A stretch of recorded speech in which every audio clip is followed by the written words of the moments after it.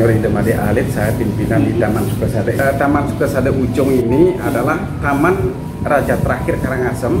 Beliau bernama Anak Agung Anggur Aktur Karangasem. Taman ini dibangun tahun 1919. Iya, 19 tanggal 17 September 1919. Jadi sudah hampir 100 tahun. Jadi sudah 100. Tetapi tahun September 1921 itu baru sebagian selesai. Karena itu permulaan itu kan baru pondasi-pondasi begitu, artinya peletakan batu pertama, kemudian dilanjutkan 4 tahun kemudian baru diadakan upacara pertama karena sebagian baru pembangunan ini selesai. Secara keseluruhan pembangunan ini baru selesai 1926. Ya, 1926. Jadi mulainya 1919. Jadi 7 tahun kemudian, karena luas taman ini semua itu 10 hektar. Jadi di sini adalah taman ini sebenarnya adalah merupakan simbol bagaimana menjadi pemimpin yang baik. Karena seorang raja kan sama dengan kalau di era republik ini kan presiden. Ya, kalau di dalam kerajaan kan raja. Yang pegang peranan, yang pegang decision maker itu raja. Pada saat itu zaman kerajaan bisa membangun taman seindah ini gitu, dengan mempunyai konsep filosofi yang tinggi. Bukan hanya bangun keindahan saja, tetapi estetika, struktur dan nilai magisnya sangat kental. Jadi semua mempunyai struktur, ukuran, dan juga desain penuh dengan arti-arti tersendiri, terutama ajaran agama. Seperti halnya di sebelah ini kan ada kanopi, ya, ada kanopi yang Bapak sudah ambil tadi. Ada 6 kanopi ini artinya itu zat guna. Zat itu artinya 6 guna yang berguna bagi seorang pemimpin. Itu artinya ada 6 manfaat itu seperti halnya sandi. Jadi sandi itu artinya sebagai seorang pemimpin itu mempunyai cita-cita yang tinggi, dan beliau juga paham akan ada tantangan yang tinggi. Akan tetapi walaupun tantangan dan keyakinan beliau akan sukses itu tetap berhasil, itu artinya sandi. Kemudian ada wigraha, seorang pemimpin itu harus bisa membedakan baik dan buruk. Jadi semua 6 ini, jadi ada yana, aspiratif. Yana itu aspiratif, artinya seorang pemimpin itu harus mendengar kata orang suci, kata orang yang tahu agama, tahu orang bijaksana, dan juga mendengar bagaimana keluh kesah orang miskin. Jadi orang-orang yang tidak mampu harus didengar, sehingga keputusan-keputusan raja zaman itu betul-betul berguna bagi kepentingan kerajaannya, berguna bagi kepentingan negaranya, begitu. Jadi ada juga adwesa, seorang pemimpin itu tidak boleh mendendam. Jadi kemudian ada seraya, seorang pemimpin itu tidak boleh berkelahi atau harus mempunyai banyak teman, bersahabat, karena pekerjaan yang besar tidak mungkin bisa selesai sendiri. Baik hubungan antar negara lain maupun di internal di dalam masyarakat, kita harus mempunyai teamwork yang kuat untuk membangun suatu kerajaan yang kuat, itu artinya. Jadi itulah dia. Kalau dari utara ada 3, ya kanopi tadi. Kanopi yang dijaga ada 3, itu triparata. Tri itu ada 3, artinya 3. Pararata itu adalah sifat atau karakter seorang pemimpin itu harus asih punya bakti. Asih itu cinta kepada rakyatnya, cinta kepada negaranya. Punya itu harus peduli. Jadi orang miskin, kayak orang bagaimana memperhatikan manajemen dan lain sebagainya. Kemudian yang terakhir itu ada bakti, seorang pemimpin harus takwa. Jadi seorang pemimpin itu harus berbakti kepada Tuhan.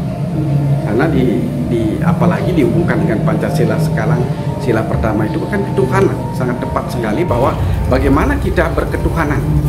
Karena beliau adalah menciptakan dunia ini, menciptakan alam ini adalah untuk bagaimana kita memperoleh kedamaian, keseimbangan lahir batin.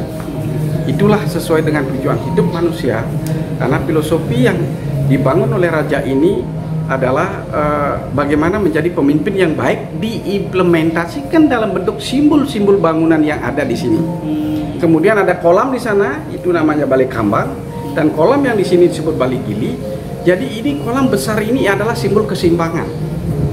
Jadi bukan sembarang bangun. Kemudian di tengah-tengah itu ada bulan-bulanan, ada patung dikelilingi oleh patung di tengah itu pusatnya. Kemudian di sebelah itu ada patung Dewi Saraswati. Seorang pemimpin itu harus mempunyai banyak pengetahuan. Karena Dewi Saraswati itu simbol ilmu pengetahuan. Ya. Jadi semua di sini, apapun bangunan yang ada di sini semua mempunyai arti-arti. Sehingga bagaimana kerajaan itu kuat, beliau diimplementasikan. Kemudian Balai Kambang seperti itu. Kenapa bangunannya ada ini dikelilingi begini? Itu artinya simbol kalau di dalam filosofi itu Purusha Perdana, konsep Mandarin Giri, artinya positive force and negative force. Artinya ciptaan itu atau keseimbangan itu, kebahagiaan itu, karena ada dua kekuatan yang berbeda, tapi kalau tidak ada kekuatan itu juga tidak ada ciptaan. Itu artinya kenapa ini dikelilingi oleh. Jadi semua yang ada di sini bukan hanya sembarang pembangunan begitu. Jadi semua itu ada juga di sana, ada kolam dirah. Itu ada untuk purification, untuk penyucian, untuk peleburan. Kalau ada orang yang jahat atau diadili di Balai Kambang itu, diadili, diputuskan, makanya dia dipercikit, dilukat, dimandikan dengan air begitu, air suci itu, sehingga mereka terhindar. Mereka kalau dia misalnya ada black magic begitu, dia hilang. Kemudian kalau dia memang mengalami kesalahan atau gini, dia ada hukuman sesuai dengan perbuatannya. Begitu. Jadi di sini karena filosofi yang ada di sini betul-betul kehinduannya sangat kental. Itu yang saya dapat sampaikan. Mungkin silakan bertanya kalau ada hal-hal yang mungkin diketemui Masehi. Belum jelas. Yang di atas itu apa? Kalau yang di atas itu balai kapal. Dulu itu tempat sebagai itu istana, itu bukan kan tinggi dia. Balai kapal itu adalah yang di atas itu adalah simbol negara. Kalau kapal itu kan satu pesawat, satu kapal itu kalau bahasa kan, kalau dia pesawat terbang kan ada pilotnya itu simbol raja, kemudian temboknya ada pramugari, ada teknisi, dan penumpangnya ini rakyat.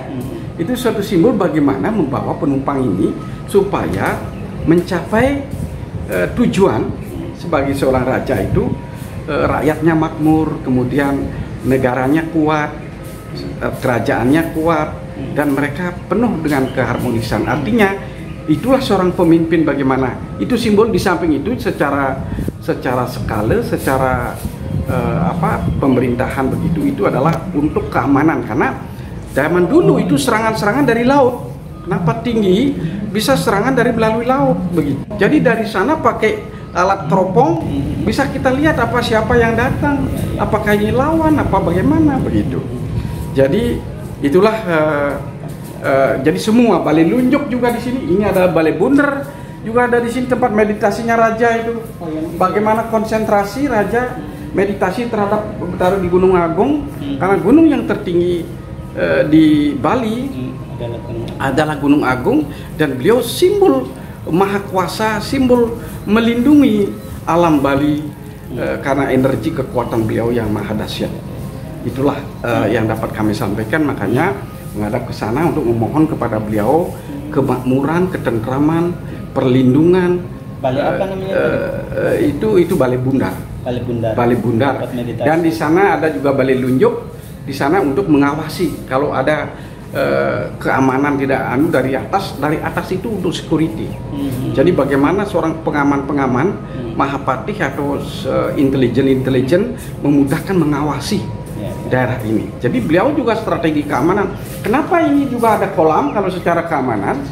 Kalau raja sedang tidur di dalam misalnya di pasti kalau malam itu kan bersuara air itu. Kan bersuara, oleh karena itu pasti seorang penjaga pasti bangun gitu.